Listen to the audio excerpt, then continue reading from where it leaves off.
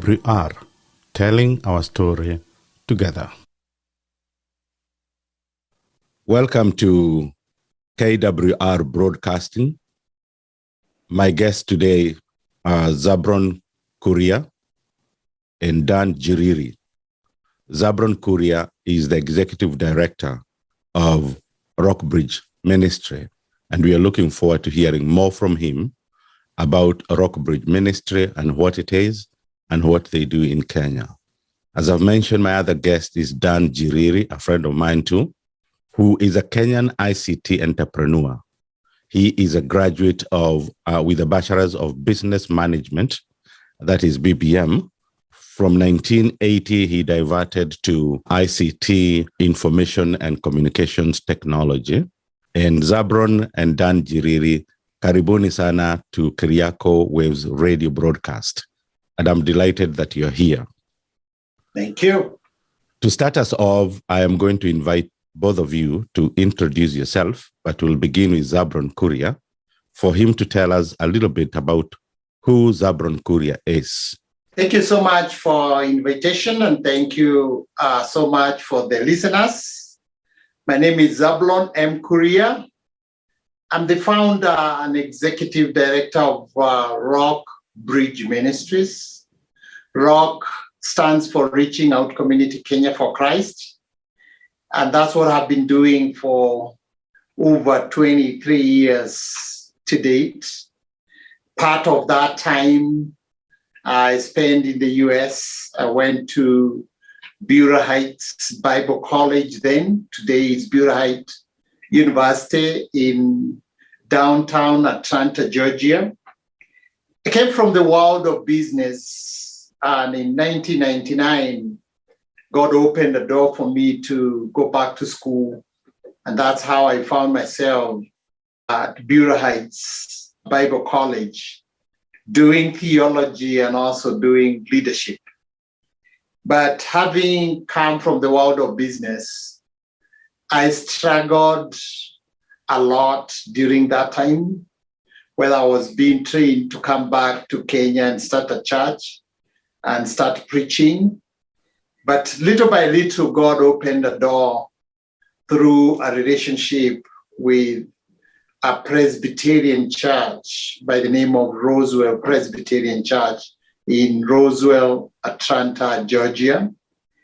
And of course, having come from the background of a Presbyterian, though I had been told to shop around for churches, I joined that church, which was a really white denomination and white church. I was the first non-white to join that church as a Kenyan and also as Black.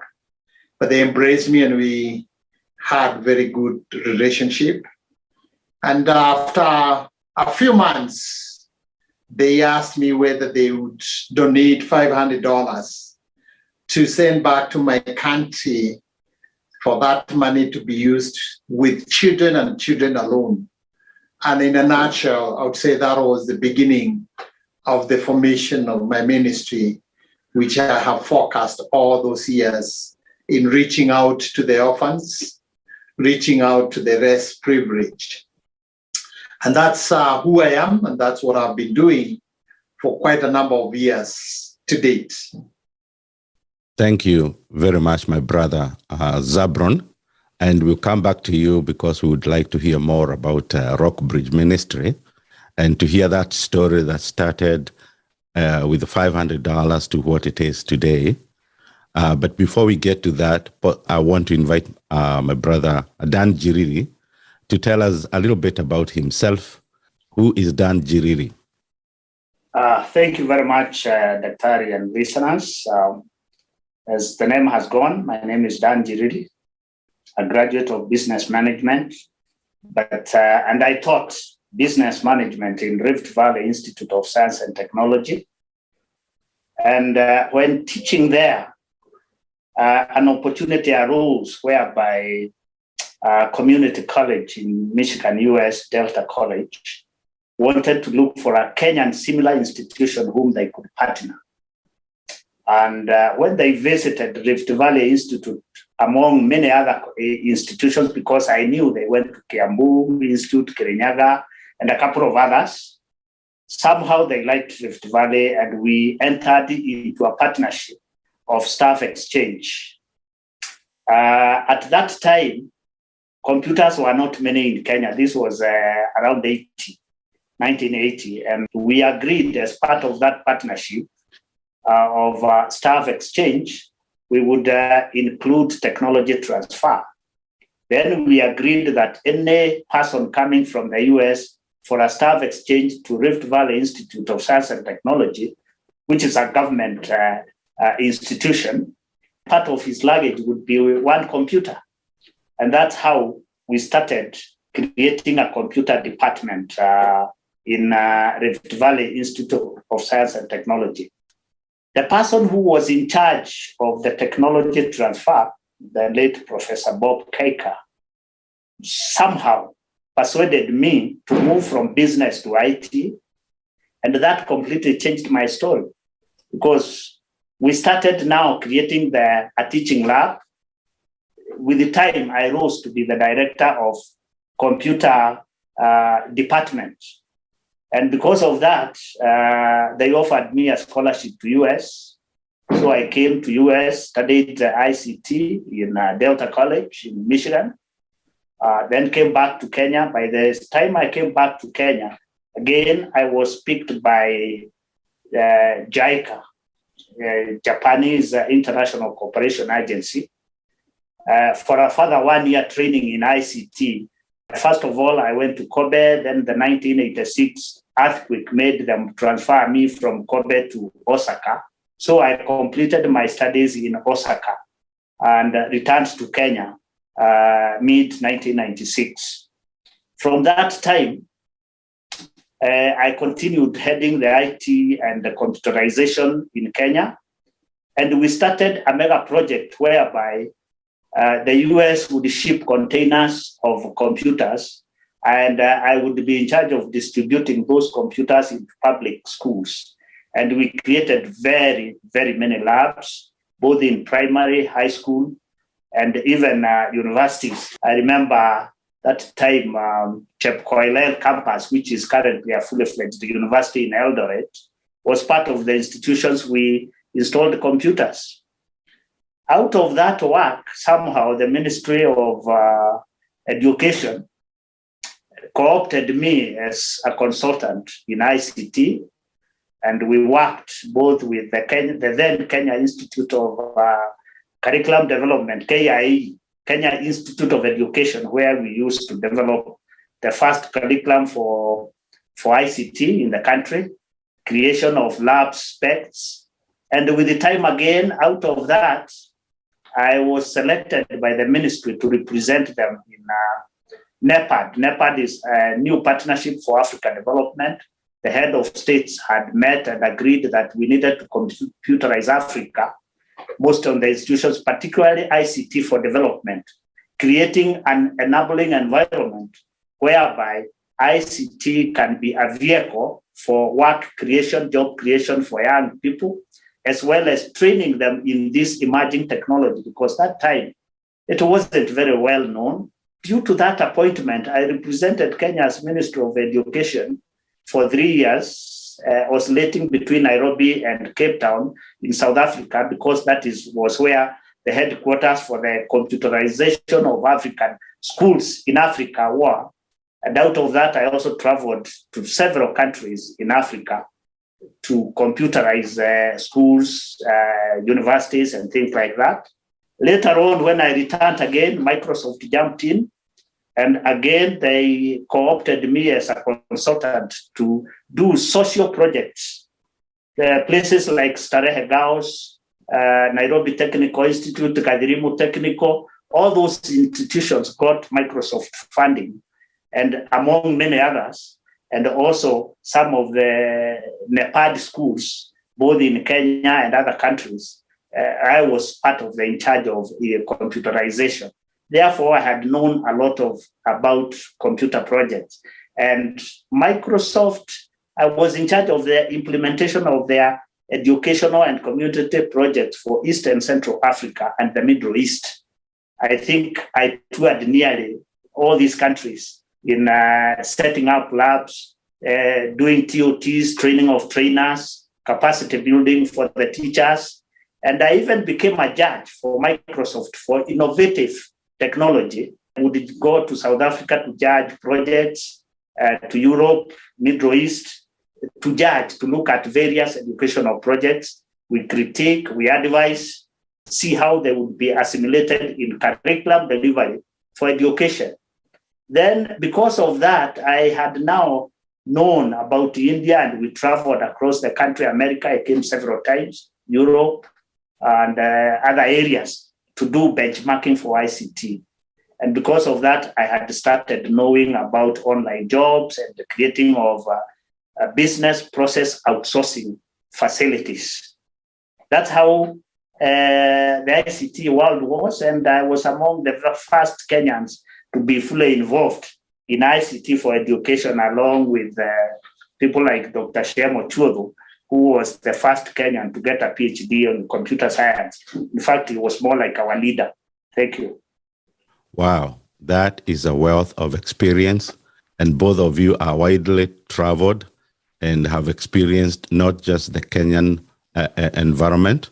You have also had that international experience. Bwana Zablon, hearing what Dan has said about his past experience in the ICT and so forth, could you, before we get to how both of you came together, could you tell us more about Rockbridge Ministry? You mentioned how it came up, with $500. What exactly do you do in Rockbridge Ministry? And also, I wouldn't mind hearing about, because I did visit you, and I visit your website a couple of times, and I have seen listed values like spiritual formation, sustainability, education, and relationships. Can you tell us a little bit your history, Rockbridge Ministry, and how these values inform what you do today? Thank you. Thank you very much. That dot of the first $500, which was donated a year after I came to the US, that is 1999.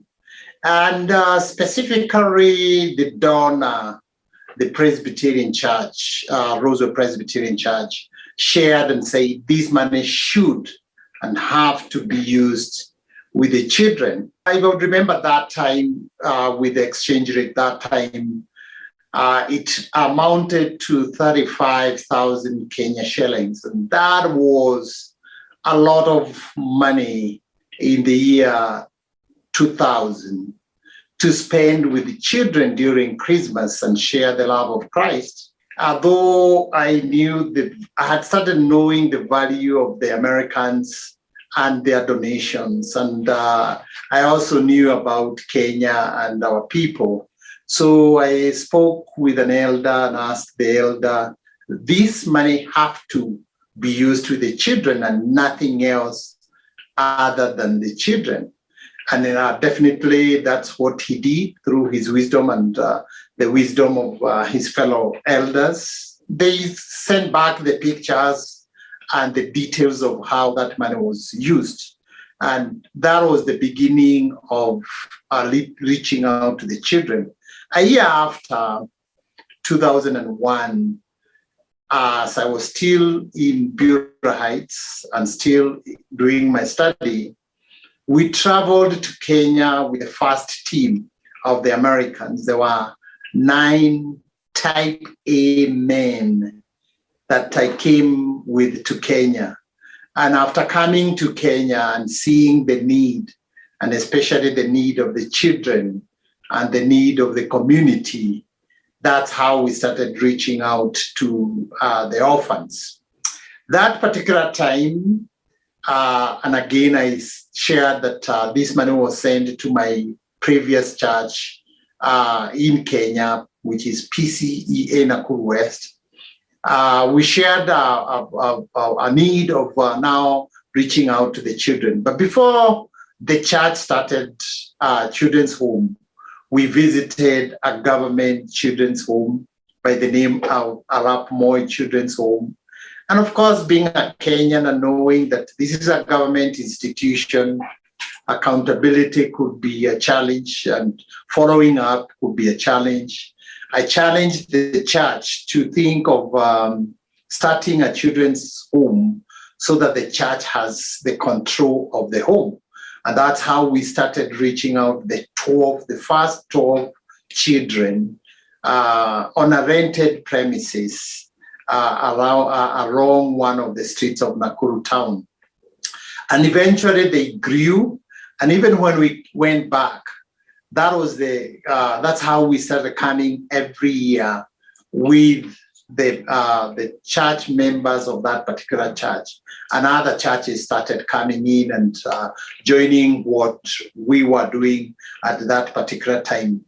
It was only a year after we set on starting a children's home on a rented premises that we were approached by one of the donors who said, "Can I buy you this property for you?" The answer was yes and no. The answer was no, that give us the money and we move out of town. And with the same amount of money that that property was being sold at that particular time, he gave us money enough to buy 30-acre piece of land where now we developed fully as a home, a school, putting into other facilities like a hotel for sustainability, drilling a borehole, and also buying a water truck as an income generating, so that the income that are generated from those projects goes into supporting the children. Remember, I was saying this was a project that I worked along with the church, and therefore the project and the property belonged to the church at that particular time.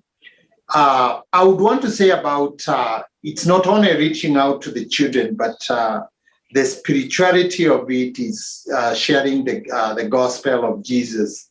But remember, having come from the world of business and having been in college, being trained that if we want to start social projects, we need to think of the long term.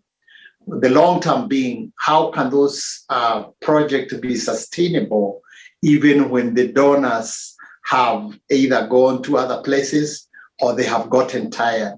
But then also being a business person, an entrepreneur, everything that I did that particular time and everything that I do up to date, I put in the element of sustainability, because sustaining a project is more important than the capital investment. And that's how we have aligned most of the projects that we have been involved with. The spirituality part of it is that whether we are dealing with the children or women or the people we are dealing with, it is because of the love of Christ. And that makes the difference between a Christian ministry as Rock Bridge Ministry from other organizations that are just helping the community without sharing the love of Christ and without sharing the gospel. Thank you. Thank you very much. I do appreciate what both of you are doing and continue doing. 25 years later, COVID hits. You have this wealth of experience from ICT, in mission work, in community development, and bringing communities together. And I know if you can quantify it, a lot of money that have gone into projects that I have seen. And hopefully, down the line, we can do an interview on what you have learned through all those 25 years of ministry. But 25 years later, COVID hits, and everybody goes into, well, first of all, we don't know what to do, but then all of a sudden, opportunities. So what brought you together? Can both of you can chip in however you want it, to tell me how you came together and what brought you together, and what is it that you're doing together today that is borrowing from that expanse of experience? Thank you. Just before COVID came, that is March 2020, I would say that the children that I started dealing with those days when we built the children's home and reaching out to the children, they were not children. They were adults who are now graduating from high school and wanting to go to either college, universities, or basic training. Well, two things. One, in Kenya, if you turn 17, 18 years, legally, you cannot stay in a children's home. So you have to get out of that children's home to either your relatives or guardians, number one. Number two, the church communicated to the guardians and the relatives that they can no longer support those children. And that was my cry. That was really, really asking God, what do I do with these young men who are 17, 18, whom I have walked with for many years, and now their life seems to come to a standstill. It was during that particular time that my friend Dan, whom I have known for many years and never thought that we would come together, called me and told me he's bringing a team from Nairobi, but he wants me to be involved a little bit with them. And they are looking for places that they can start a computer lab. I didn't understand what he was talking about. And I think this at this juncture, he can tell us the people he was bringing to Nairobi and what he thought about it. Then we can continue. Thank you. Thank you very much, Zablon, and thank you very much, Kiriako. Before I delve into that, let me recognize, or I seek your permission to recognize, two professors from the US who are part of my original formation. That's Dr. Betty Jones, who lives in Midland, Michigan. Dr. Betty Jones was the vice president of Delta College, and we became good personal friends because she was the director in the US, and I was the Kenyan director for the partnership project. And out of that, we have done a lot of community work with Dr. Betty Jones and her husband, Preston Jones. Then there is Professor Jack Kroll. Both of them have retired. Dr. Betty Jones is retired now, and Professor Jack Kroll lives in Saginaw. In fact, Professor Kroll, I had a room in his house. Anytime I come to the US, he had a room he called Kenyan room. And that's where I would live. I remember even living there with my wife some years back when we came to the US with her. These two people, including the late Professor Robert Kaika, those three people formed me into ITC, into ICT.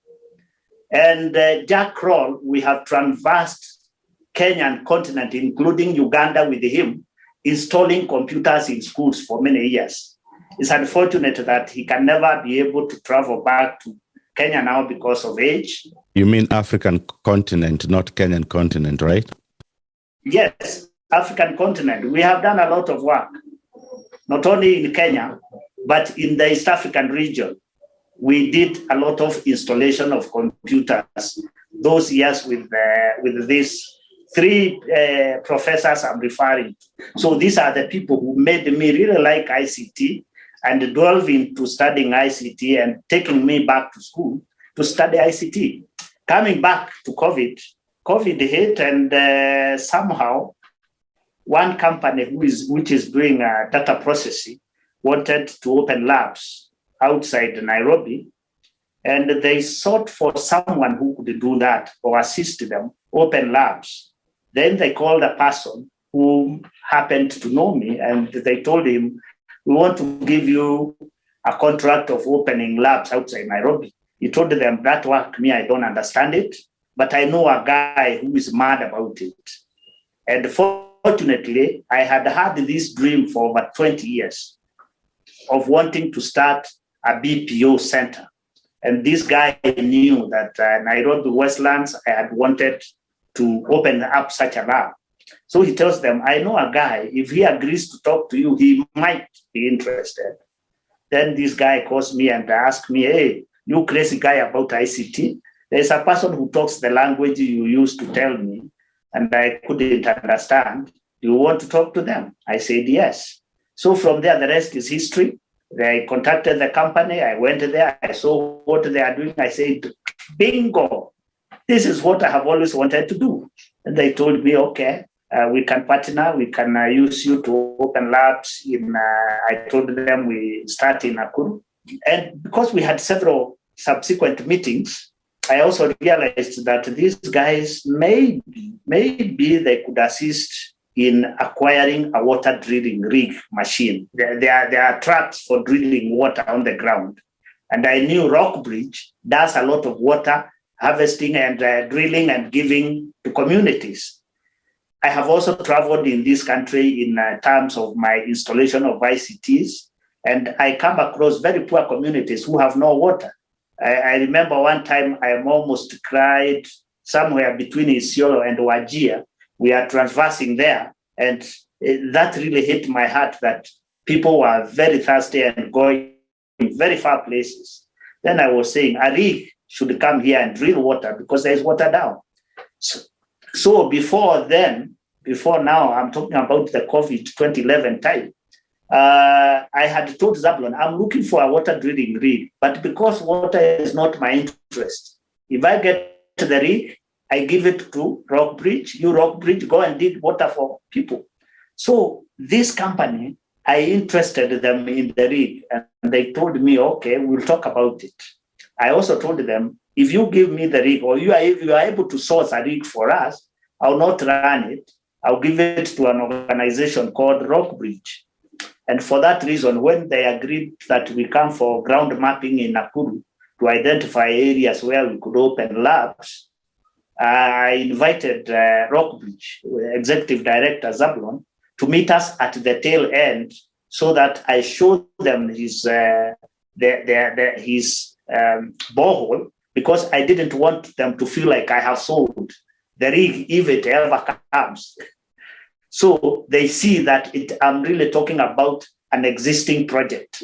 So we went and we met Zablon at around 5 o'clock, tail end of the day. And we had started early in the morning by 7.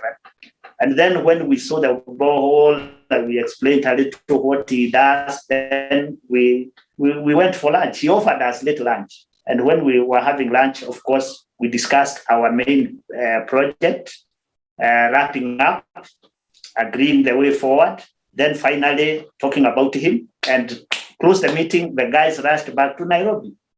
Then Zablon looks at me and asks me, Dan, I have a question, but let's have breakfast tomorrow. It was a Friday evening, I still remember.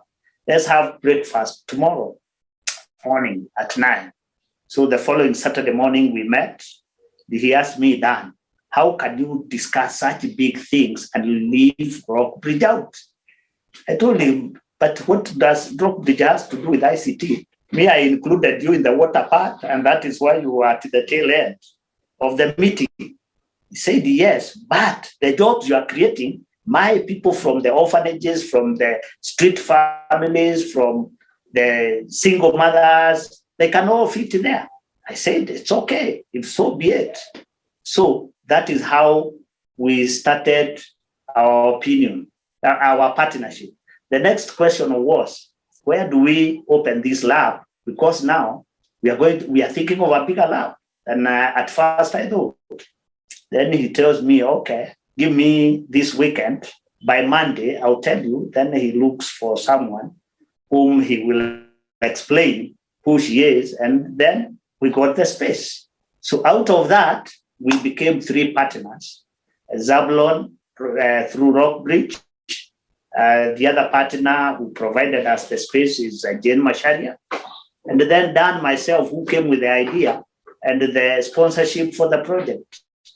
So that's how we started. And this was in March 2021, when the COVID was still, in fact, Kenya was still under curfew. And I remember we had to finish the meeting exactly by 6 so that we could get away. By 9, we are all inside the houses. And by April, everything was in place. And the computer lab took off with 150 computers. So what is it that you do, and how is it merging into what Zablon does? Thank you very much. Yeah, it's true, Dr. Keriako. None of us, including you and I, and those people who know me, when I came to the US 23 years ago, 23 years ago, surely it's the working of the Lord. But responding to your question, I sat down listening to this group which had come from Nairobi. And every time they were speaking of the possibility of engaging young men and women, being trained and working every day, my mind kept on remembering the orphans that are graduating and who have nowhere to go. That, even if I'm not an IT person, it kept on ringing in my mind every time I listened to the discussions. And anyway, going back to our breakfast, I looked at Dan in the eyes and I told him, this is amazing. Why didn't you think about Rockbridge Ministry? And surely, yes. When he said, let's look for premises, let's see how it can be done. And I call this one spiritual dots because it's only God who can connect such people. It's only God who can connect resources, including the space. And I approached one of my board members who happened to be our treasurer and also who happened to own one of the buildings in Nakuru town where our offices are. And that particular time, one of the floors, it's a 5-floor building, and the 5th floor was open. And when I talked to, it's a her, when I talked to her, she's a widow. When I talked to her about what I had talked to Dan over the weekend, she told me, take it, call him. If he's happy about it, if we can use it, let's see how it can be done. And I got excited. One of the challenges with the dreamers, one of the challenges with people who dream for big things and for the community, they get excited, they get emotional. I got emotional, I got excited, and I went ahead and called Dan and let him explain, because when he came, he found that building and that floor ready to be used, which he turned around and called the person in Nairobi who came again to inspect the place and give us 2 weeks to finish everything so that the young men and women can be trained and they can start working. But from the technical part of it, I want him to explain. Thank you, Zablon. Dr. Keriako, as Zablon has said, these are strange happenings, and it's only God who can really connect. That's an idea which I had harbored in my mind for over 20 years. And then here, all of a sudden, somebody comes looking for me to start such an opportunity. And to make matters worse, we had closed the universities, the colleges, everybody was at home. And including even myself, I had to move from Nairobi back to my rural home in Nakuru to think through after COVID, what next before we reopen institutions of higher learning where I'm more involved. When we came and I saw the floor, it's a whole floor. It was that time beaten up a little. It needed good splashing up, creating of washrooms because it didn't have washrooms. It didn't have electricity. I called my upline from Nairobi And I remember they came at night. We had to buy a torch because there was no electricity in that building. We ran through the building at night. He said, I'm giving you 2 weeks. Create washrooms, make it habitable. And by the end of 2 weeks, we'll be delivering 150 computers here. So the rest is history. That is how the formation was. Now, what work are we doing? The work we are doing is artificial intelligence or machine learning. And we have lots of various contracts. But the largest volume of work comes from machine learning in terms of vehicles. Self-driven vehicles are going to take up part of the world, and they are already there in the US. We might not have many in Africa, but they are all over now in the world, the self-driven vehicles. So what we do is we do annotations for them. They develop the softwares and the machine language. Then the human being takes the views or the photos taken from the vehicles. Then you teach the vehicle on how to see the road like a human being, so that when you put it on the road, when you put that chip in the vehicle, it will use your vision to see the road the way it is. This is what we are doing. Of course, we are an upline or a downline of the Nairobi company. Nairobi company is connected now to the US companies. So we don't have direct contract, but we do develop softwares for the self-driven vehicles. And I know all over the world, there are many companies now producing self-driven vehicles, including, I think, even Mercedes are going that direction. Toyota are also going that direction. The most well-known is Tesla vehicles and Rivian. Those two are mainly, I think, US. They are well-known. But for us, is simply to develop the softwares, the annotations, but whoever uses them, we may not know because it comes to our upline companies. So we take these young people, we train them for about 3 months. By the end of 3 months, these young people are so good in production, and they become now the main operators, putting the softwares together so that the other companies in the US or in the other parts of the world can use these softwares. Now, the beauty of this, and that is where Rockbridge comes in, for every classroom we take, or for every team, cohort, we call them cohorts, we take work group, 30% is reserved for orphans and people with challenges, either young mothers, people without a very strong background of finding any other work. But we teach them so well that they become very good operators. You'll be surprised, one of our even trainers who has grown over the system for the last 14 months is now one of the trainers, a total orphan who started with the Zablon at grade 6, having gone through the education system as Tumaini and other places, finally coming to us.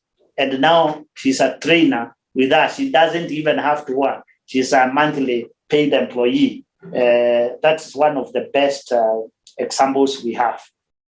These labs can solve a lot of the unemployment in Africa, not only in Kenya or Nakuru for now. Right now, we are concentrating on Nakuru. And we are hoping that in the next 5 years, every year, we want to be increasing our production by 1,000 workers. So we hope that in 5 years' time from now, the labs will be able to accommodate about 5,000 workers, not only here, but we could extend within the same building and other. Like now, we have the next floor from 5th.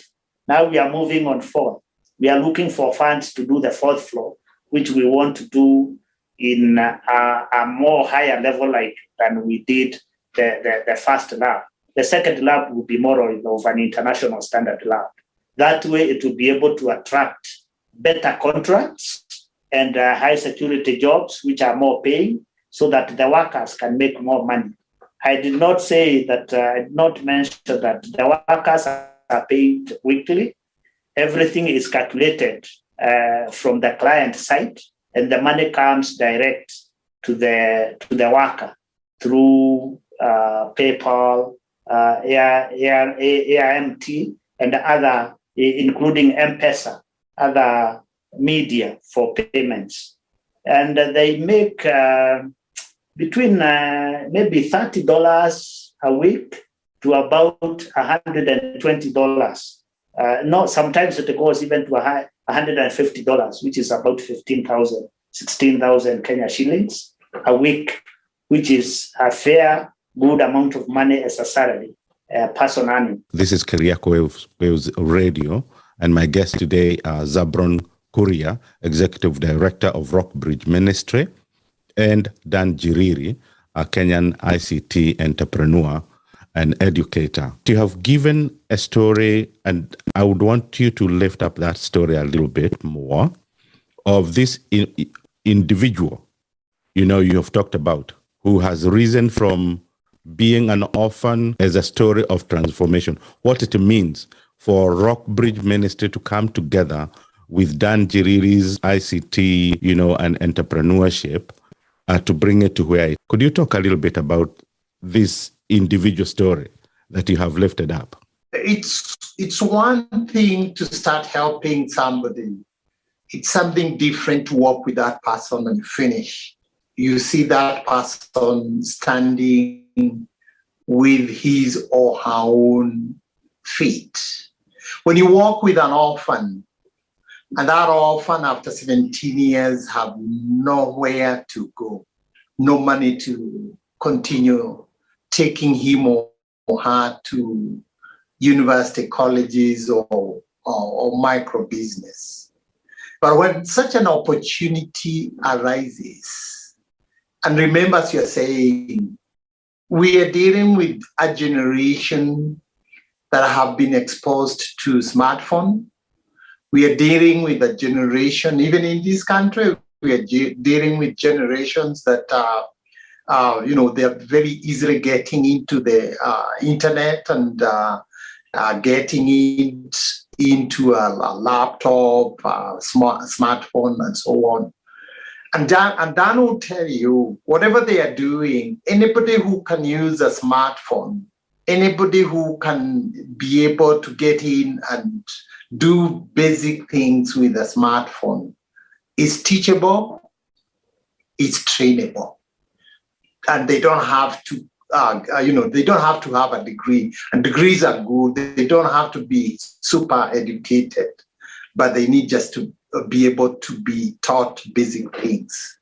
I think for me, looking at an orphan that you have worked with, and that orphan is earning whatever money that person is earning every week, every month, and now is moving from depending with the handouts, is moving from depending with being given something to eat. It's extremely powerful. And some of the children, some of the people that we are dealing with, when we hear their stories and the effect and the transformation, and I will come back to the transformation, and what it means to them and their parents, that's we get super excited to continue doing that. And definitely, Dr. Keriako, you visited the lab and you saw them with your family. That is exciting and very fulfilling. We are talking of how many students so far as you talk about transformation? We have 240, not students, workers. We call them taskers because whatever we give them, we call them tasks. Because you have to be given, it's like a piecemeal job. You must finish this exercise within this time. So we call them taskers. We have 240, 120 working during the day, and 120 working during the night. When there is a lot of pressure to complete certain works, or certain contracts, sometimes we convert to 3 shifts, going into 360 employees when under pressure. But on normal days, we run on 120, while 30 remain for training of new people who replace those who might be leaving, especially university students. We take many of them when they are on long leaves. They come work with us. Then when the schools reopen, they go back. It's like what you do in summer, something like that. So training is normally, it's continuous, although not on a daily basis. But when we take a cohort, it must continue for 3 months to be ready to work. So for now, we have provided workspace for 240 per month.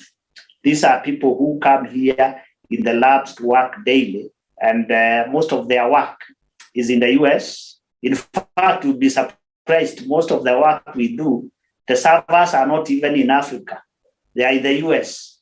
What we provide is very powerful computing computers, high internet connectivity on fiber, optic cable. These are what we provide: the working space, the conducive environment, and the connectivity. The rest, since we have done training, our trainers is on a quality control going around, because every tasker, when you have been assigned a task, you cannot submit that work back to the client until our quality control person or trainer comes, sits down with you, goes through the work and says, hallelujah, this is good, submit it.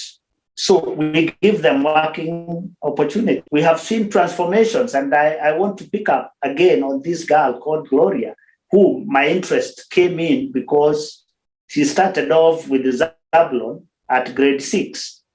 She went through the primary education, high school, bit of college, then joining our lab, L.I.S.H AI lab. She joined us as a part of the first cohort group that we trained.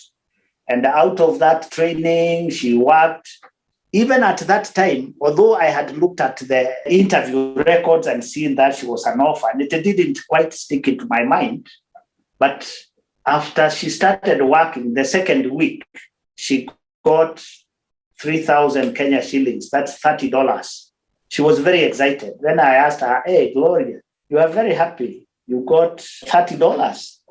Yeah, she told me, you know what? It has paid my rent.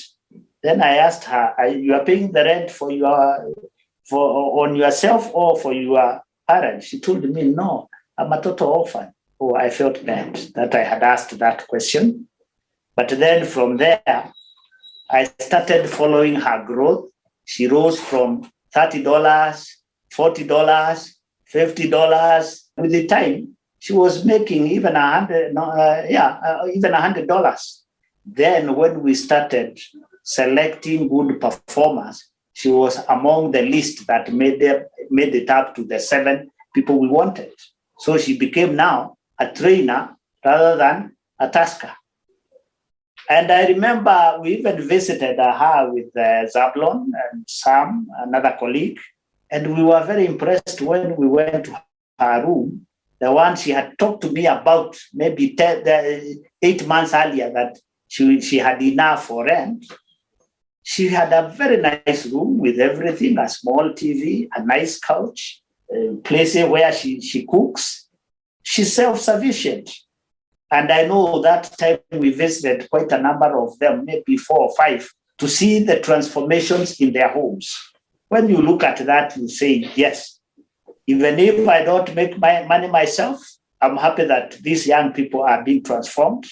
And to date, Gloria is one of our best workers, trainers, among others.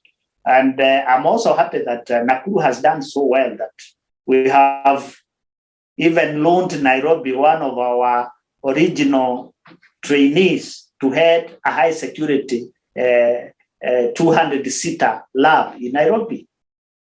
They searched Nairobi, they couldn't get one as good as we could offer. So she was promoted to go and head Nairobi. That shows that we are doing something. So is this project a for-profit project? Are you making money? I'll let Zablon answer that. Okay, that's a very good question. I would say at the moment, it's supposed to be a profit making, but at the moment, we are not even having a breakthrough. We are not making money at the moment. So at the moment, I would classify it as a social enterprise. And that's why Rockbridge is so much involved. Even the capital investment, the kind of the money we invested, first and foremost, we thank God we had some little money as a ministry that we could set aside as undesignated amount of money. And it's not a coincidence that part of that money, even before we started, was donated by a software engineer. So when we looked at ourselves and said, fine, I believe this is where God is leading us to. And by the way, he was in Kenya 2 months ago and he was very excited. So answering your question, at the moment, we are not making money. At the moment, it's I would classify it as a social enterprise. However, our fulfillment is the 200 young men and women who are earning an income every month, whether it is between 15,000 total to 20,000 total every month. That's a lot of money. And we look at it as a platform that we have created for them to work. I'll be honest with you, Dr. that from a business perspective, with business plans, if this was presented to any bank manager all over the world in any bank, he would just take those papers and trash them because it do not make sense.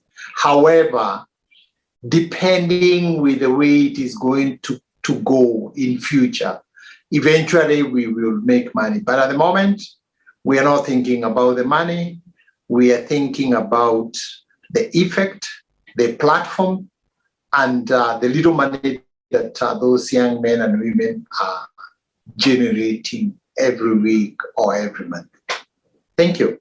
When I brought it up, the question of finances, I was thinking of sustainability and what you're doing and how you have depended for so long from well-wishers, and you continue to do so because, you know, these projects do require a lot of partnering and, you know, and networking and bringing people of all kinds together.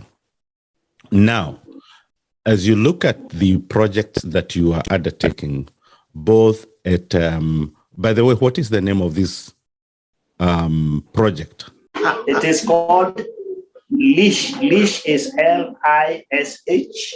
L.I.S.H. AI Labs. As people who have interacted with Americans, with other people of the, you know, from Japan, you did talk about Japan, Germany, and all those places, and people who have interacted with Kenyans in the diaspora, and you have lived here, and now that is lived in the diaspora, and then you're back in Kenya. How can people get involved in these kind of projects? Or what would you say, or what would you tell people, Kenyans, who are out here in the diaspora, and even Kenyans who are at home, in terms of how to get involved, and how can people partner with you?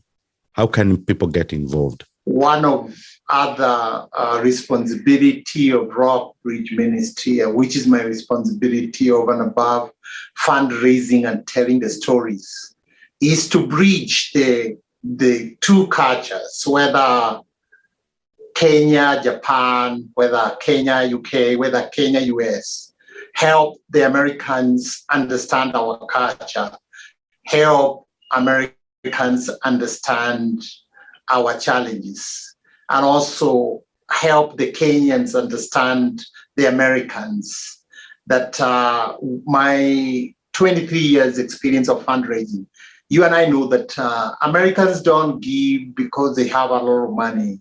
American gives because they have a heart of giving and they want to make a change. Yes, there are people who have the deep pockets, who give a lot, but also teaching the Kenyans that they can as well contribute and give. And I thank God. Over the years, I have started seeing Kenyans who have changed their perception that they can also give, including what I said as an example. The owner of this building, she's a giver. She has seen what has happened. She has seen the transformation. But back to the US, you and I, we need, whether it's you or the people listening, God has blessed that nation because of the foundation, but also God has helped that nation because they really give. So it's my responsibility to whoever is listening that they also have an opportunity to hear the story, not only just hear the story that it's a good story, but then ask themselves, what can I be able to do? If Kenyans would come together, of course, there are people who are doing things, there are people who say they are doing things and really they are not. But I believe also this platform through Daktari is a platform of telling the story, and not also not telling the story, but saying, what can we do together to change our country? If the Americans can trust us, then Kenyans can trust us, both in the US and in Kenya. I would say two stories without going into the details. We have had two Kenyans who have donated 2 pieces of land, respectively, to Rockbridge Ministry. And we all know Kenyans with land, but a Kenyan donating 7.5 acres that will build one of our dream income generating for sustainability, not going to the details. And then we have another Kenyan who observed me, who followed me without telling me for 5 years. And she turned around and donated that acre piece of land. So it's time for us to come together. It's time for people to know who is doing what and what can be done. So I'm appealing to the listeners, not only to listen to the story, but what can they do? Whether they would donate whatever they would be able to donate, or whether they would know organizations and foundations that we can be connected to, tell the story. And if people want to come to see and people have an opportunity of coming to visit, let them come and see for themselves. Thank you. Creation of labs, AI labs in Kenya and Africa at large would be a very good support base for the industries in the Western world. Because Africa, we are blessed with very young population. Kenyans are well educated, trainable in whatever area you want.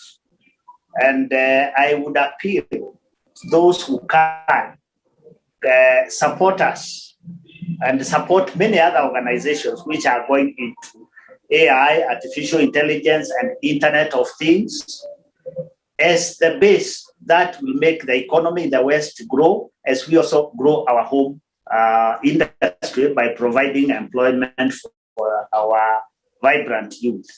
Thank you. I'm glad that both of you have lifted up the stories of individuals in Kenya and in the Western world who are stepping out not because they have money, but because they want to do well, that it is not lost. We have people of goodwill all over the world, people of goodwill yes. in Kenya, even in spaces where you may not feel like, in Kenya, somebody donating 30 acres of land, Definitely, that is one.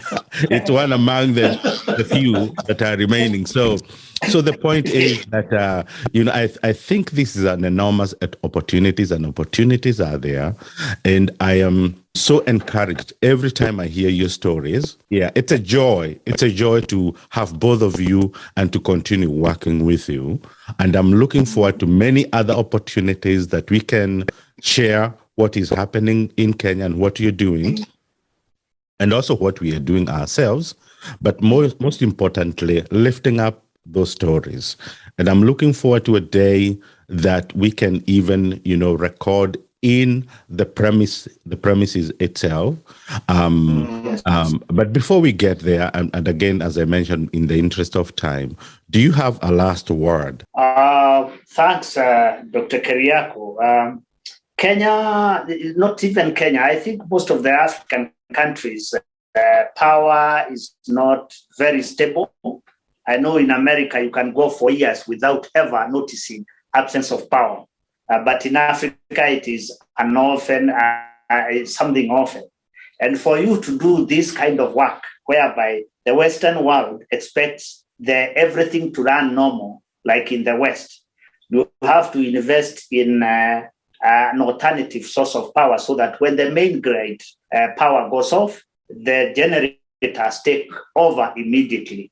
So we have a fairly expensive generator, huge, that can power the whole of this building, which we installed as L.I.S.H AI lab, and it is supplying power to our floor. So we don't have downtime in terms of power, and our work runs very smoothly because anytime power goes off, our generator takes over and runs the internet, runs the computers, runs everything. So I would say we are positioning ourselves to good works delivery.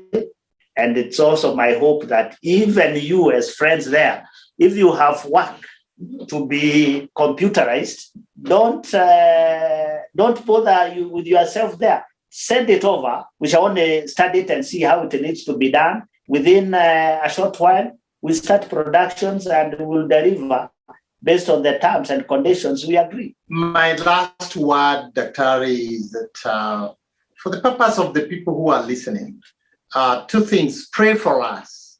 Remember us in your prayers. Number one. Number two, become our ambassadors. Listen to the story, but ask yourself as a Kenyan who is listening and hearing what God is enabling us to do. What can you be able to help us? How can you connect us? Remember, we have a fourth floor waiting for us to implement, so that if we implement and we are lacking resources to do that, that floor by itself would create not less than 600 workers, 600 young men and women working every day. So, and you can get in touch with us. You can get in touch with Dr. Keriako and find out how you would be helpful. Thank you. Thank you very much for your time, and definitely looking forward to more opportunities that we can share and talk together. Opportunities are there. Just very recently, I think it's DRC that joined the East African community, meaning that the opportunities, are enormous. And the second part of it is that doing it as Christians, people who are not just doing it for money, but whatever you're doing is for the sake of the kingdom of God. And I'm hoping that even churches in Kenya can use you to benchmark what they can do with the youth, even with a lot of money that people are collecting, every Sunday. That there are opportunities. We just need to be to look out and see the opportunities and lift them up, and also allow God to use us in a way that is selfless, as you have. And so may the Lord bless you, my brothers. And I'm looking forward to many more opportunities in the future. My guests today were Dan Njiriri an entrepreneur, Kenyan ICT entrepreneur who has worked in that field for many, many years, and Zablon Kuria, a fundraiser, the director and founding director of Rock Bridge Ministry. And we have heard a lot about their stories, and we'll continue hearing more, not just of the company that they are having, L.I.S.H, but also of other ministries. And we look forward to many more opportunities. And thank you for watching. Thank you for listening, and God bless you. This is KWR, telling our story together.